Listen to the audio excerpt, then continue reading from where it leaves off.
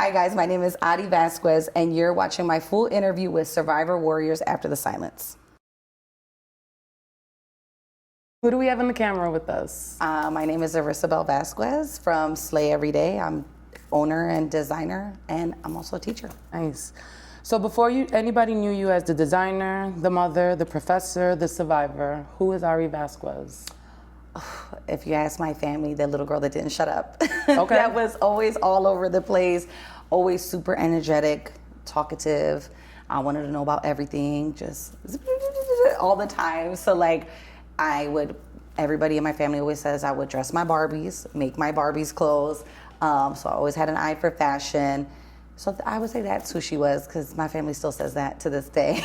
Got you. And what did specifically your childhood teach you about love, relationships, and what a woman is supposed to be? I have this conversation pretty frequently. So I come from, beginning of my life, it was a two-parent. By 7-ish, it was just my mom and my grandma. My mom worked a lot. A workhorse, Hispanic moms, they're working, and she really had to hold everything together. She had to take care of me and my grandma by herself. So I always say to people, as a woman, my grandma also had dementia, so that's who would take care of me. So as a woman, I kind of had to figure certain things out. If my mom was at work doing what she was doing, and I'm with my grandma, I can't ask her too many questions. So I always say, I'm just discovering how to be an adult, like becoming a woman, and I'm catching it later in life. Yes. Growing up, I don't really remember being taught certain things. And I was pretty much the baby, the youngest grandchild. So it was, not that I was closed off, but by that point my grandma couldn't really teach me all the things like she's probably taught my cousins and other people. So for me, I always say I'm still learning as an adult because I don't remember that. With love, I remember being loved and feeling loved by my mom and my dad, but in terms of seeing how love in interpersonal relationships work, I didn't see that.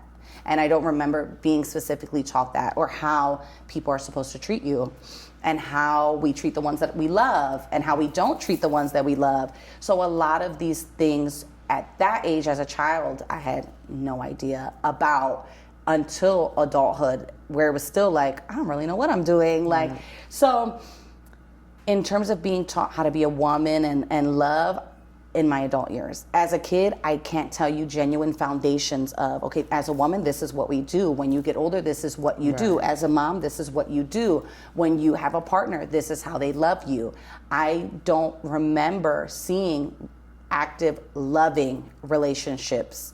I remember one of the only marriages that I saw was my aunt and uncle, and that was a lot of friction. They're the only ones that I can really remember. I can remember yelling. I can remember chaos.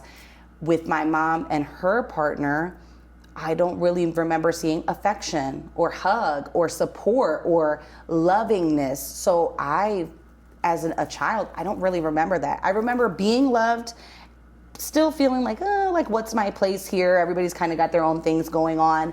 But I don't remember, this is something that sticks with me, especially now as an adult, seeing love and what it looks like to be a woman, and what should you expect as a woman. So those are things I'm still figuring out, because as a kid, I don't remember really figuring them out or being taught them. Well, that was really honest, so thank you for that, first of all. I keep it real. I don't care what the question is. And you grew up out here, right, Philly? Yes, so North Philly, right off of 5th and Girard. Grew up going to St. Peter's Catholic School all the way to 8th grade, first freshman year of high school. So yeah, I'm from around the way, pretty much. Okay. What parts of out here, specifically where you're from, did you have to unlearn? And what parts did you take with you from living out here? I think there's so much. I think that the area specifically that I grew up in, so 5th and Girard is where I'm from, but my mother has worked for very, very big nonprofits over here. So most of my life has been spent on 5th Street, up and down 5th Street, and in that area. So I don't think there's so much I want to unlearn, because I feel like everything with that is a lesson. I don't feel like I learned that at home, so I feel like the streets taught me pretty much how to be tougher, what goes on in the real world, because when you're sheltered and you don't have these conversations of, so this is what it's like outside, this is like what it is inside. So I feel like I never want to lose the outside, because that taught me to be in different spaces and to understand different people.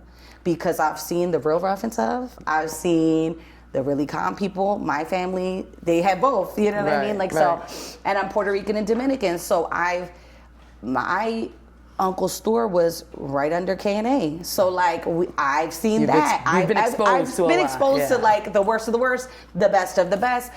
So, but I never want to unlearn that, because I feel like to be around different people and to be in different settings, you should know the scope of all of those things.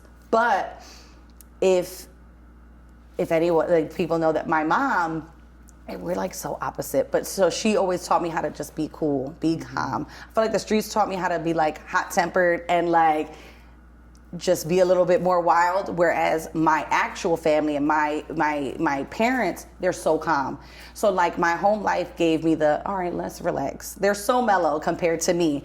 So I don't ever want to unlose, but what I take in certain spaces may be different. Gotcha. And looking back now, what did young Ari need that she didn't get? I would 100% say, and this is something about going to church and meeting my pastor, self-worth. And I have this conversation a lot with my partner about, I don't feel, and I'm not in everybody's household, and I don't know everybody, and I always say I don't know everything about everything, but I don't remember there being someone telling me about my self-worth, telling me what love should look like, what respect should look like, what you should expect from people, man or woman, any personal relationships. I feel like I needed guidance in a sense of, okay, so this is not what we're gonna deal with. We're not gonna deal with these things. If people treat you a certain way, we're not gonna deal with that. If people are sometimey, if people are funny, we're not gonna deal with that. So I feel like more guidance in how to love myself, how to give love, how to accept love. That's probably the biggest. There are several things that I feel like, oh, I could have learned more of this, and I could have learned. That is the number one in the relationship that got me to the point that we're obviously speaking about. The biggest thing that I don't feel like I was ever taught was, you're important. Your body's important. Your mind is important.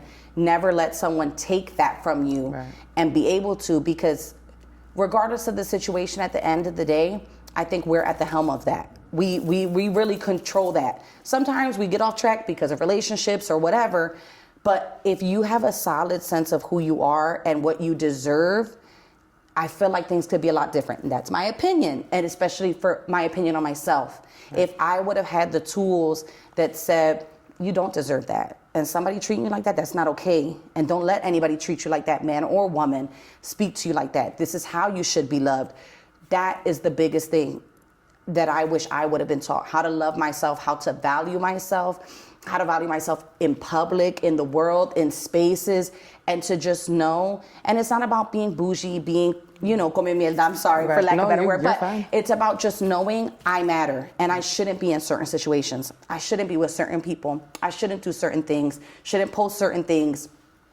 Just when I feel like you have a certain value of yourself, you wouldn't do those things. So I think love and self-worth are the biggest things that off the bat, especially as a young girl. I don't think young girls are taught that at all, a lot of times, to where you are important. And I'm sure that does happen, but less than not. The more so they're not taught that. So I think for me, that would be the biggest, number one. I'm Puerto Rican also.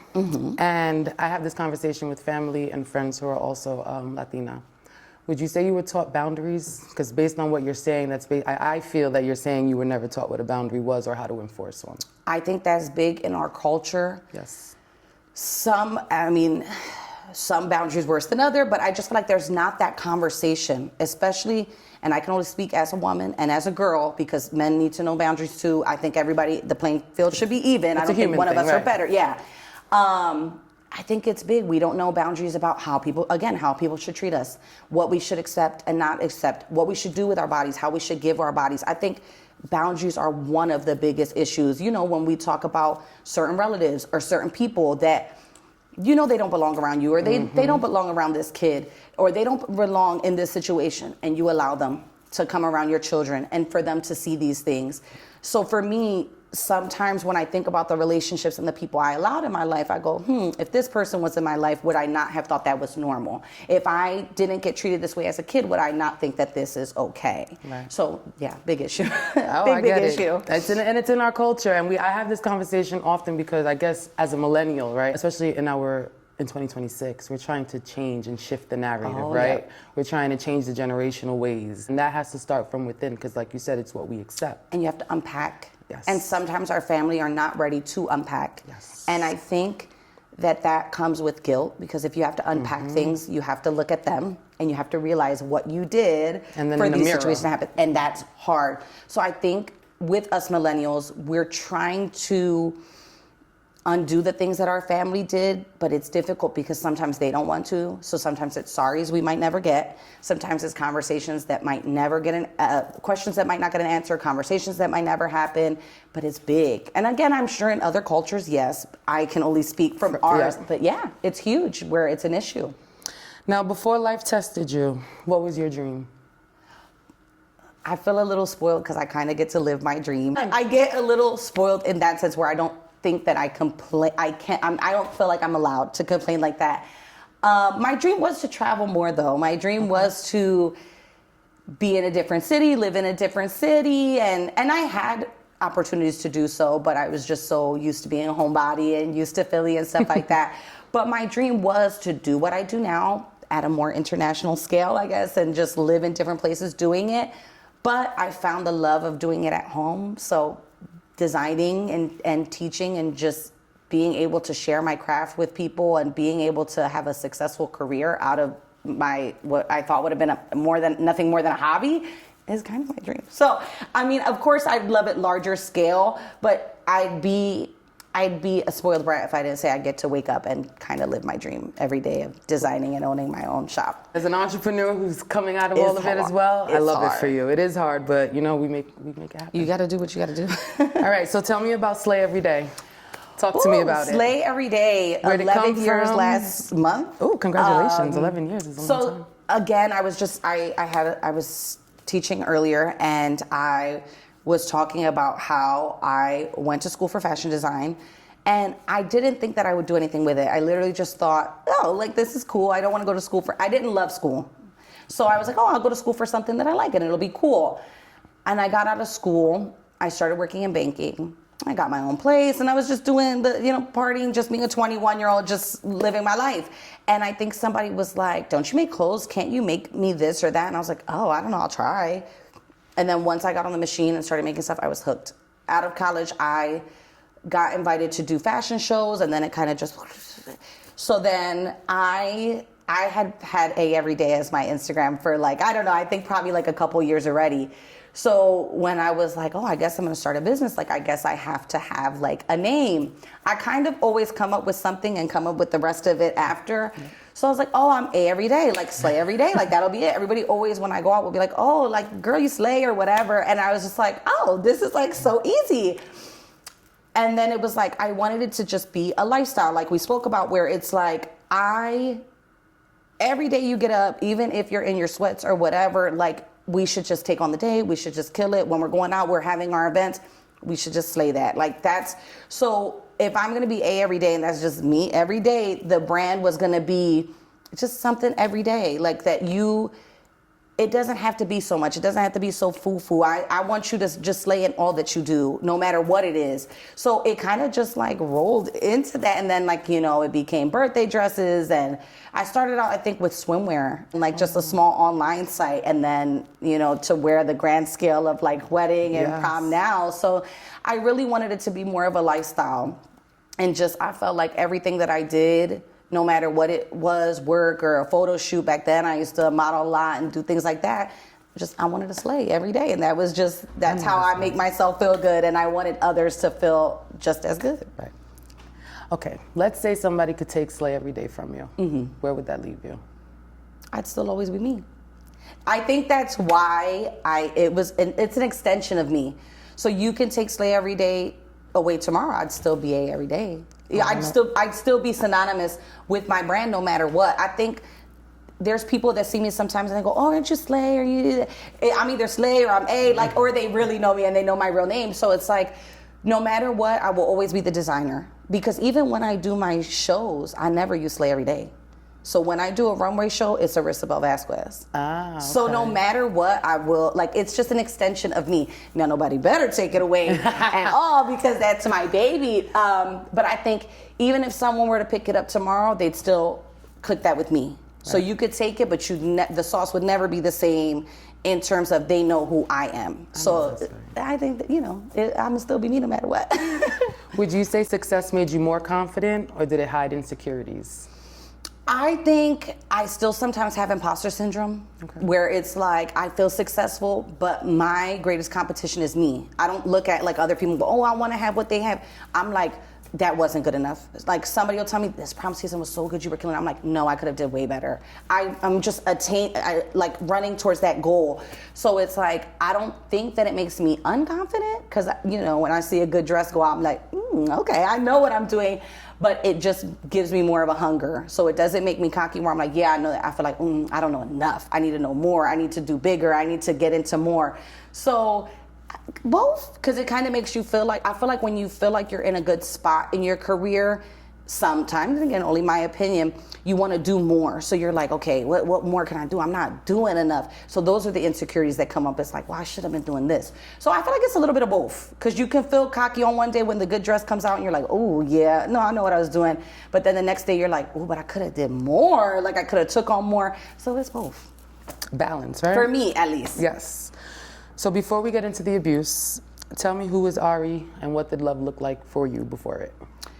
I feel like I had no sense of it. I felt like I was constantly attempting to attain love, but not even understanding what it is. Right. It's like I'm trying to do the math problem, but I have no numbers. So it's like I don't have an idea of what a quality partner is or what a quality companion is, like, because there's nothing I've ever saw that was like, ooh, that's the guy. Like, that's the type of love that I would want. So I feel like I had a very distorted vision of love from jump to begin with. I felt like, you have these little relationships and whatever, then you keep it moving, you meet somebody else, you're young, and that's just what happens. Right. People meet people and they date. I don't feel like, and I say this all the time to my partner now, I don't think I knew what it was. I don't think I knew what I was attaining. I think if I was telling someone I love them, I don't know what I was talking about. Like, right.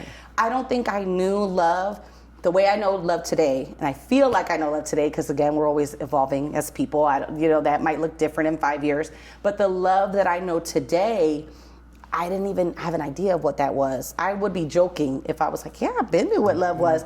I think it was distorted. I think I mistook love for companionship in the moment. Like when you're young, you're just like, oh yeah, no, I love him. Like, no, I think I had a very distorted vision of what was love from friends and partners. I think just in general, I didn't understand what positive relationships looked like. And that kept me in friendships that weren't good for me, that weren't right for me, and a slew of relationships that weren't good for me, or people I should have never been around. Looking back, red flags? A ton of them. I don't think I saw green. Perhaps at the time you think you see green. Right. They're pink, they're not but red, they're, right? Woo, child. But like, I feel like, again, when I think about it, I'm like, oh my God, like what were you doing? Like, again, looking back in retrospect, I'm like, oh my gosh, I wouldn't give most people 5 minutes of my attention. What's the first one that you really remember? The first one you can remember that like, you just that ignored? Was crappy? Oh my God, I would say ignored. my first real relationship, I was 15 and he was 21, which is already, we already wrong. We already wrong there. So that's already one that's ignored, but you think you're so cool and you think, oh my God, I have this older boyfriend and he drives. So I would say that's the first. And that's a person that, my God, at 15 years old, 16 years old, what are you doing having this toxic relationship with a partner? He's always cheating. He's always doing, why would you even know that at 15, 16? Did anybody try to warn you? I probably had like friends or something like that, but nothing of like, oh girl, he's just like, ugh, get out of here. You got 10 girlfriends, whatever. But you're not at that age. You're just like, I'm so cool. What are you gonna tell me like about myself? And I think like even my mom was like, oh, I don't really like this. But then there's that boundaries thing where it's like, I guess like you're gonna probably do it outside the house. So like it's better if you just do it in my face, because then I know what's happening and what's going on. So there wasn't really like, you shouldn't do that. It like kind of mentioned, but not like, Right. we're not doing this. You know, you have some of those parents that are like, we're not doing this at all. It was like, oh, you shouldn't do that, but okay. Right. And if it happens, it happens. Yeah. Gotcha. Yeah, I get it. That's Trust the worst. me, I get it. The first one out the gate sucked, so I didn't think a lot better would come after that. Intuition would have told me, girl, they don't get better than that. Tell me your story. So COVID came. Whew. I think that was probably, I don't want to say the worst time, but you're in a lot. So again, growing up, I never had, my dad moved to DR when I was 7. So I never really had a positive male influence. So there was never any relationship. Even my mom was with someone for probably from 6th grade until I graduated high school. I never felt love from that person. I never felt like I was a part of this person's family. I never felt like any type of love from that. And I never really saw them love. So at that point, I feel like when you don't really see that, you think anything is kind of love. Even if someone is hugging up on you, giving you attention. So during COVID comes, and you know, we're bored, we're all in the house. I see this guy pop up on my Instagram, and I'm like, oh my God, I used to always think he was like so cute. Fast forward, we start hanging out during COVID. You know, people say love bombing or whatever. I sometimes I like those phrases, sometimes I don't. Right. But it was very fast, very quick, fast. Oh my God, I think I love you. Oh my God, like, and I'm talking about within the span of weeks. My son was 1 year old, so my son's bio dad is not in his life at all. So it was just me and him. So to see somebody kind of come in my life and they're like, oh my God, I love you. I love your son. I want to be a part of this. Every flag is like, I don't care what color they are. Oh my God, you love me. You love us. After hearing that nobody's going to love you once you have a kid. You have one kid, nobody's going to love you. Like nobody's going to date you. You're never going to find that. So for me, it was like, oh my God, somebody loves me and they love my kid too. And they don't care that I have this 1 year old kid. And his family doesn't care. And like, they were very loving with my son. So it's like, oh my, this is amazing. And the one thing that, like I said, when I grew up, I saw, and he is one of my favorite people in the world, but my uncle was an addict. I saw that in my house regularly. So it wasn't like, what's this? Like, where did we get this from? So I've seen that. So I always ask myself, is that where? So I don't pinpoint it on him because he is one of my favorite people in the world. I act a lot like him, but I feel like that's the first, again, that chaotic relationship was one of the first I've ever seen. So like, I don't think it's weird to like argue with your partner. So I felt like, and I had a few relationships or, you know, when you're seeing people that were addicted to certain things, but it was like, oh, that's not no big deal, or they're not my man, so like, I don't really care. So when I did begin dating this person, that they're not being super forthcoming with their addiction, or at the time it was on pause, I will say, because I won't say off, but it was on pause at the time. He had just got out of jail. So it was already a recipe, like I said, for disaster. It was just a box of red flags. That's it. And you're rolling really fast with this, and then you have this connection with your child, because my son had never seen a guy before, like in my life like that at all. So I'm like, oh my God, this is great, but oh, he just has this issue. But like, if he can get through this, like, he'll be fine. Then it gets worse, you know, certain things would happen. And I'm like, oh, okay, I see the addiction is coming back. Where we both made mistakes in moving too fast. Could he probably have gotten over it then? Maybe, if he didn't jump into this relationship. Right. Could I have avoided all of these things? Sure, if I just didn't dig deeper into this relationship and this person and got closer with this person. So I started to notice little red flags, a relapse here, a little relapse there. And again, this is going fast. And like, my friends are like, what do you see in this guy? And I'm like, I don't know. Like, I just like, he's good to me. He's nice. He loves me. Like, you know, it's bad when you can't even really explain why you really enjoy this person. And that's not to say that there's horrible qualities about, no, there's horrible qualities about him. Not to say there's not nice qualities about him. It was just at the time I didn't know him enough to even describe that. Right. So I'm saying I love someone, but I know nothing really about them through and through, how they are in the day-to-day. So the relapses would get a little worse. The first little bit of abuse, and it's not even a little bit, I feel like it was just like thrust into it. He's relapsing thankfully at this time, my mom would take my son for weekends. So thankfully it was like just me. Like we're in the car and I could see he's like dipping off. And I like try to tell him about it and he gets pissed off that I'm trying to tell him about it. So we get to somewhere on 2nd Street or like 2nd and like Susquehanna, I don't even remember. And I go, oh, let me just get out the car. I'll just walk home from here. Because you're like, he's escalating. So I'm like, oh, just walk out the car. By this point, I haven't seen anything really that bad yet. So I go, oh, let me just get out the car. So I get out the car. He parks the car, rips my bag off. Already starts getting to me at the street. So I said, oh, this is pretty bad. But like, I've never had anything. So it's like you speed into something. And I think a lot of people, sometimes there's abuse throughout their life, so it's like normal. It's like, oh, okay. For me, this was just like the first ever, and I got thrown into it. So I get back in the car, we go to my house, and I'm like, I don't know, we're arguing in the house. I can't remember about whatever. I thought he was gonna throw a glass at me, and I said, do not do that. I think it was like a special glass I got my mom. What was that for? He throws the glass. Blood everywhere. There's shards of glass in my leg. And at this point, I'm like, I want to call someone for help. But like, you feel the embarrassment of like, well, if you just would have left him where he was at, babe, you wouldn't be here. So you feel that shame. I know that I can't call a certain part of friends because I know that they're going to shame me. So I'm like, I'm not even going to say anything to them. So throughout everything, there was one friend that just, no matter what, and I know she was tired, but she would just call me through, answer, whatever. She tells me, she's like, just come to my house. You're by yourself. I don't want you there. You're like bleeding all over the house. Just come to my house. Like, I'll help you. So at one point, he's like asleep in the car. So I'm like, okay, I'll just get in the car and I'll like just try to like sneak away. I get in the car. He rips the window off of the car. Like literally the whole window shattered. He grabbed it, shattered. More glass on me. So I get away, I have this conversation with my girlfriend, and she's like, what is going on? Like, and I'm just like, I don't know, like, this is so random, this is so out of nowhere. At this point, I'm thinking, oh, it's just the drugs that make you do this, which is such a stupid thought. But at the time, I knew no better. So I'm like, this is why he's angry. When he's not like this, he's so great. Still wasn't that great, still had a horrible temper. But that was my excuse, because now I'm in this relationship, and now I brought my son into it, so now I feel the shame of like, well, I can't get out. Like if I get out, then everybody's gonna kind of laugh at me because I was so hyped and excited about this person. So from then on, it's just worse and worse and worse and worse. And you know, there's so many situations in between. You know, I could fill up this whole day with like different situations, but that was the first point that it happened from there. Becoming a mother changes everything, right?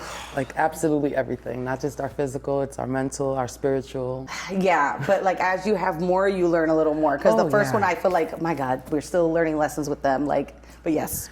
How did having your sons change the way you viewed yourself? With my first one, still was the same. Okay. It gave me a sense of, oh, I have this person. And like this is the person that's gonna love me. Like it gets me emotional, but like I feel like so many people say that, and it sounds like that's cliche or like whatever, but it really is the truth. It's like you have this person, and I did my pregnancy alone. Like there was no partner. I had, at that point, my friends were still with me, and the one friend that I said was always there for me, they were with me. So it wasn't that hard, but I felt like, oh, I have this person, and he loves me, and I just love him, and he's like the epicenter of my world. All the crazy partying stopped, you know, here or there, because, you know, right. Sometimes we have to. But, like, I think everything people thought I would be as a mom was the opposite. I just dove into him. Everything was just, like, work and him. And that was it. Like, I just didn't care about anything else. Even when I started dating and got into this horrible relationship, it wasn't until he was a year old. So that whole year was just, like, me and you. I didn't want to hang out with people that were not my friends. So that changed me, and where I was, like, I could love someone other than myself deeply. Right. Because, I mean, at that point, I don't think I loved myself anyway. So I think this is the first person that I really, truly, genuinely loved. Like, there's no limit to that love. I know I definitely didn't love a man like that. At that time, I might have thought I loved myself like that, but I know now I absolutely didn't love myself like that. So I have 2 girls, but you have 2 boys. Oh, my goodness. Right? Uh-huh. What kind of men are you intentionally trying to set out into the world? Respect is like top, because like we were talking about before we started, I have an issue with that with my smaller one. Just being respectful boys, and I feel like that really starts when they're young. Don't hit girls. Just because you like them doesn't mean you can treat them like crap or be mean to them because you have a crush on them. That, oh, you miss me, now you gotta kiss me. No, we're not doing that. Like, if you like a girl, be nice to her. Do not be mean to her and think that that's what that displays. Be nice to mom. Don't talk to mom a certain way.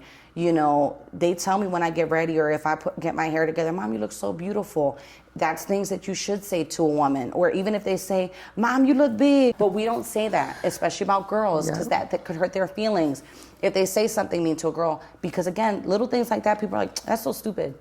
Don't hurt a girl's feelings. Don't hurt anyone's feelings. Boys, girls, I want them to be respectful. I want them to know that they should be respected too, though. Yes. Because just because they're boys doesn't mean that people should say anything to them and treat them like garbage and talk to them like crap, and that they should accept mean treatment or they have to be overly tough. I always tell them, you can cry. Just cry with me. Let's not do it out there in the world. Let's cry together. I want to make sure you're okay. But when you go out, you put a brave face all the time. Don't let anybody mistake you for being weak, which I hate that I have to tell them that. But that's just the world that we live in. And I'm like, it's okay to cry and it's okay to have feelings. You come tell me and we'll figure it out. It's all right. And I always tell them, don't cry if it's not real. Like if it's not, because I think there's too many men and women that use that overly emotional to manipulate. So I always tell them, if you're not hurting, it's not a real hurt, I need to know. Because if you're faking it, then I won't understand how I want them to effectively communicate their feelings and not go in the world and just manipulate people, or they're overly upset, or they're having tantrums, even as grown women have tantrums.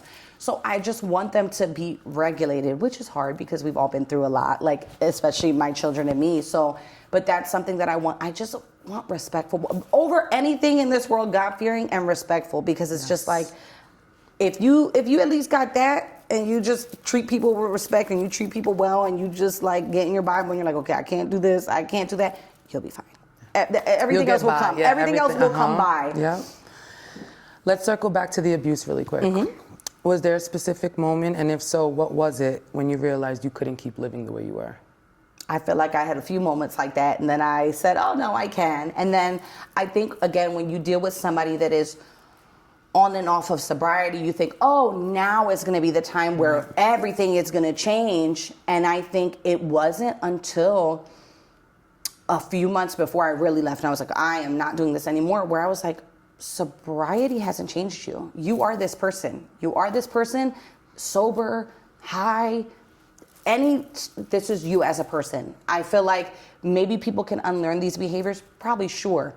But there was a couple months before I really, really was like, okay, no contact, no nothing, just don't speak to me again, where I was like, this is not gonna change. I am the only person that's gonna change this. So either I get out and I get my kids out and I say, I'm done with this relationship, because we could go on like this forever if I don't.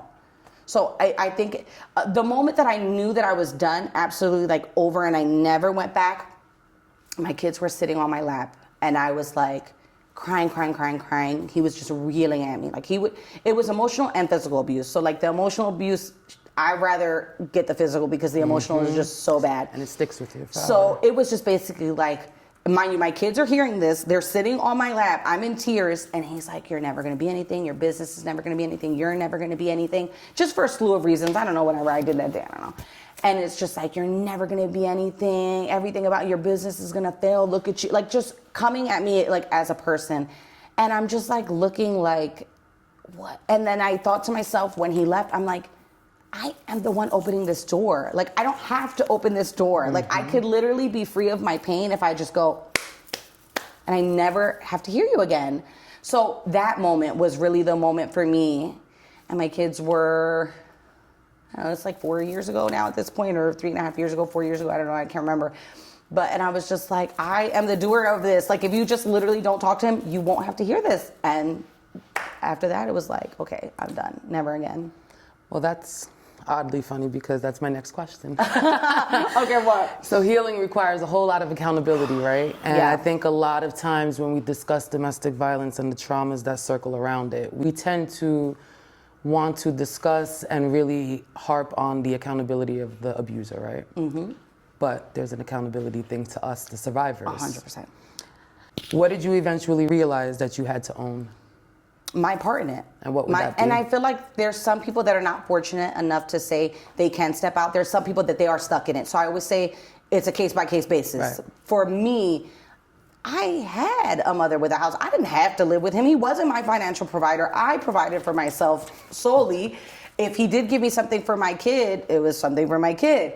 So granted, one of my studio spaces, he did help with that. There was things he helped, but it wasn't the epicenter where I was forced to. I always was the sole provider for myself. Anything was help.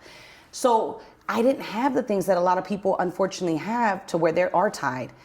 At that point, I did have a son, but it was like, again, you're not our shelter, and I don't have to be here. So I think for me, it was like, you could have walked away so many times. I experienced a lot of guilt.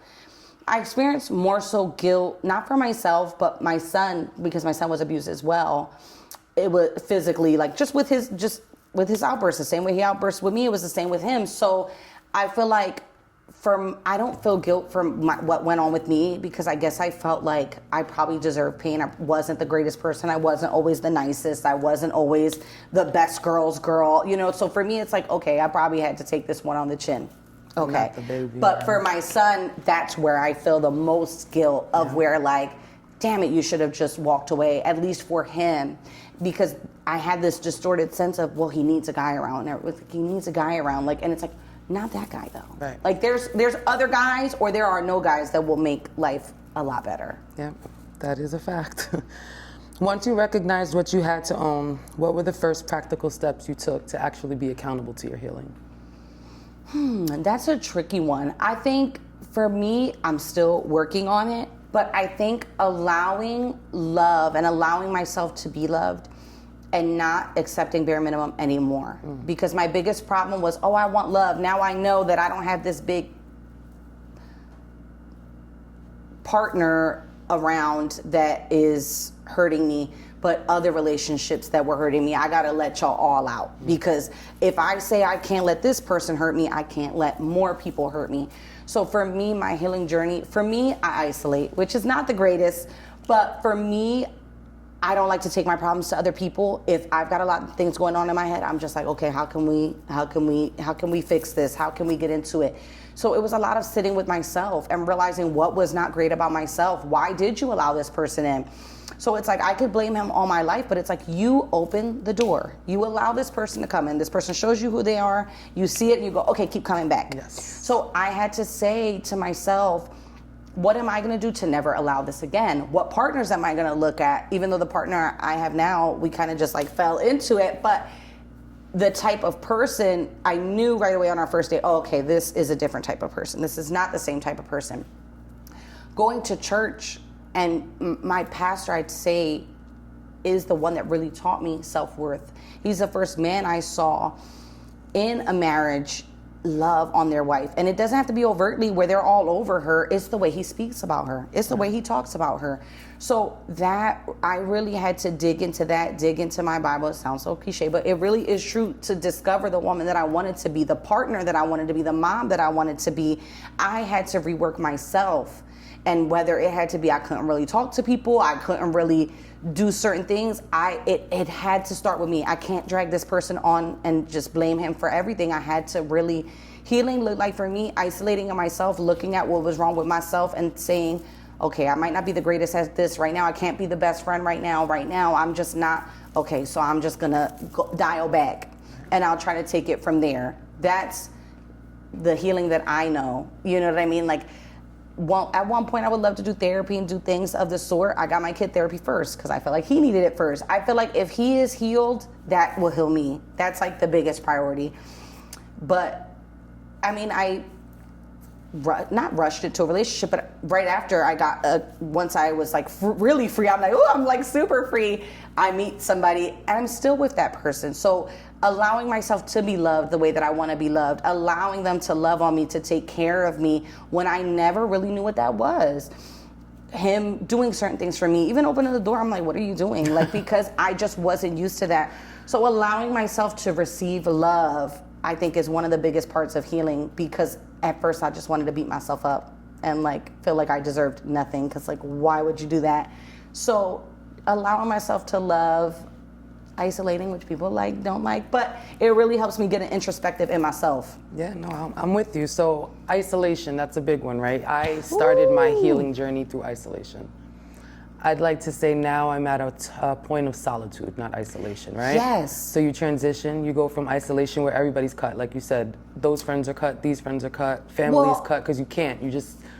I don't think I was able to, I didn't have the mental capacity, the bandwidth. It's a lot. Yeah, I couldn't heal myself, raise 2 babies, and entertain. I just couldn't do it. I tried for a long time. For me, it looked like supporting those that didn't support me when I went through it. Yeah. When I went through it, I know my friends would laugh, or they would, like, after the first time he did something to me and my friends see me post something, they're like, all in the group chat, oh, you so stupid, like, you doing that, you gonna whoop your ass again, whatever funny, like, it was hilarious. And you're like kikiing, but you're like, oh, that hurts. Right. So for me, what that looked like is when one of those people that did leave me in those moments, I remember a specific time when I found out I was pregnant with my son. And literally probably that same week is when he gashed my eye open. So I remember feeling like, oh my God, I don't know what to do. I'm gonna have this baby, oh my God. And like, it just in the weeks, I remember how people treated me. And I remember specifically telling one friend, I don't think I wanna be here anymore. And they didn't even answer the text. And I didn't hear from most of them until my son was probably like 2 or 1.5 or something. But when we did reconnect, and when one of them fell on that hand, I chose to be supportive. So I feel like I'm gonna give y'all, that for me was something that I was like, oh, I could fix that. But then when I saw I still wasn't valued as a person, even though I'm now giving the support, and I sometimes, no matter what I do, will not make people love me the way that I feel like I have, especially with women, I feel like I have because of how I grew up, I feel like I have a certain expectation. I don't have any siblings, no sisters. Oh, wow. Nothing. I have a certain expectation of what I want love to be. Right. The love that I want women, and different from men, right, to give me. And I feel like with the people that I probably would have died for, I didn't feel that back. That's no shade to them. For me, it's like maybe my expectations are too high. Maybe what I wanted out of people, they just cannot give me. And the friends that I want, or the support that I want in certain different situations, is just not good enough for me. That's not to say they're a bad friend. That's not to say I'm a better friend. We're just not aligned. So then that's when I step back and I do the solitude now, because now I don't have to worry about if somebody isn't loving me well, because I'm just with myself. And now I feel like I do love myself pretty good. So it's like, okay, I don't have to worry about taking care of people. So I think that's where I do agree with the solitude, because I feel better and I just feel at peace. Yeah. It's just like work at me, and these kids drive me crazy. Well, my partner, of course, but yeah. So what's harder, forgiving somebody else or forgiving yourself? Oh, forgiving myself. I carry what I feel like I did to my kids, because the little one has to still deal with the repercussions of that. I feel like day to day, I've already forgiven him. I could see him right now. We could have a whole conversation. And that's, I think, a part of me of why I don't share so much, because it's like, I feel like you could probably evolve. You probably don't still have what's wrong with you, but we all have a chance to redeem ourselves. You know what I mean? Yeah, so it's like, definitely. If there was something where I would have to save his life tomorrow, I would. I don't carry, do I wish things were better? Do I forgive him all the way for things happened to my son or whatever my son had to see? I get that. That's tougher. Right. But just as a person, no, I wish him the best every single day. But for me, I'm like, again, for myself, it's like, whatever, girl, you know, karma comes back. I wasn't the greatest, like I said. But for him, that's harder. I still feel immense mom guilt just for, with your first one, you just feel like, oh, I wish I was better equipped. Yes. I wish I did this. I wish I did that. So it's just like, he deserves so much more. But it's like, I always tell people, this is all our first time on the planet, as far as we know. We don't know nothing else. So it's You're gonna get it wrong, right? And I tell new parents that all the time, or I tell people that, like, if they're having disagreements with their parents, and this took me a really long time to figure out, we're all just figuring this out. Even if our kids have a couple kids, it's their first time with 3 kids, it's their first time with 1 kid, with 2 kids. Yep. They've never done this before. So it is easier to forgive everyone else, like even people I don't talk to. It's no blah blah. You can call me tomorrow, sure. Let's chat. I don't care. I'll see you tomorrow. But with myself, I'm like, you should have did better. So yes, forgiving others is easy. I don't. You're your worst critic? Yes. Got it. I wouldn't say that they made me critique myself, but I think for myself, I always looked in the mirror like, well, what if? But that's very familiar, especially being a designer. You have those moms that come in like, look at this, look at that, and they nitpick, or they talk about, the daughters or whatever. I've seen it all. Yeah. I was fortunate that I could go out in a trash bag and my mom was like, you look amazing. Yes. Like, so my mom, that no was matter my mom what. as well. So that was my mom. I wasn't raised in that, but I saw it in our culture so often. It's so heavy. Yeah. It's so really, I got really lucky. So I know enough to when that happens, I'm like, oh, I feel so bad for her. But I did not have to, because it wasn't like, oh my God, you're so beautiful. Like, here's your self-worth, let's raise it up. But it was, if I was like, oh, I just don't like my hair. She's like, your hair looks great. There's nothing wrong with you. Keep it moving. Right. What version of Ari did you have to let go of so the woman sitting here in front of me today could be? I think the self-destructive version, the person that had no boundaries, had no boundaries with others, didn't have boundaries for herself, was just so focused on people pleasing. Yes, how can I be of service to you, and never servicing myself. So I really had to get rid of a lot of who I was, just wanting to know people, wanting to understand, again, why people didn't love me the way I wanted them to, why friends didn't love me the way I wanted to, why people didn't support me, or why don't people do this and why don't people do that. I had to really let go caring about other people's opinions of me, or getting the story right, or, oh, I wish I could, like, I'm very private, but if you ask me a question in person, I'll tell you what it is. It's like, I'm not broadcasting it from like Instagram and Instagram stories, but if you come up and you ask me, I'm like, yeah, this is that. Like, but for me, I had to really let go of just the people pleasing and just like allowing myself in spaces that were, I don't want to say beneath me because that sounds nasty, but just like, does it though? Being anywhere that doesn't suit me, or being with people that are just not at the level that I'm at, being around things that it's like, you have no business hanging with certain people when you don't even do those things. So it was just being young, wanting to be everywhere and not caring, oh, I should probably stay away from that person, or I should probably listen to certain things.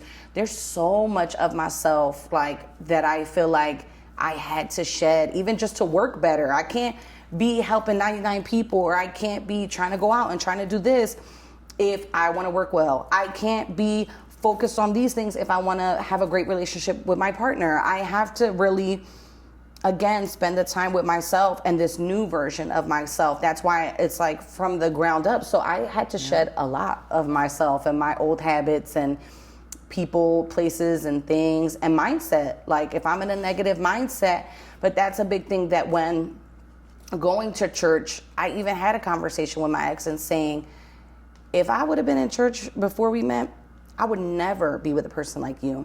You would have never been my long-term partner. And I would say to him, the husband that I want in my life is not you, and it's not anything like you. So I had to ditch most of myself to become the person here. So my last question for you, Ari. After the silence comes a response. What response do you hope your story creates in anybody else's life today? Self-worth, and just knowing how important we are, men or women. It does not matter. Violence among partners, emotional abuse, and again, even women to men, breaking a man down, not allowing a man to lead, and not allowing him to be the best version of himself, and not allowing a woman to be the best version of herself and lead if she has to, because both sexes can lead if they have to, given the situation. Self-worth. Know that we are worth being loved and loved well. And if something doesn't suit us, and if people don't treat us the way we need to be treated, or jobs or whatever, we have the power to change that. We hold that. And again, there's some people that by circumstance they cannot. But at the end of the day, it's in us though. If we're in an abusive relationship, we could take that and we could believe it, or we could say, that's not true, that's not true. Let me figure out a plan. This is how I'm gonna get out, X, Y, Z. This is how I'm gonna do it, whether it's calling a hotline, whether it's going to a shelter, whether it's, and it's hard, again, when you feel like the people in your life don't support you, when you feel like your friends or just people that you would go to don't support you, but there are people out there, and there are resources, and just people that wanna help other women and men. Like I said, anybody can go through these situations, but you have to know that you're worthy for the help. You have to know that your children are worthy for the help. So self-worth is just the biggest thing. And I think in every situation, to know that we should be loved properly, we should love properly and respectfully, but that has to come within first.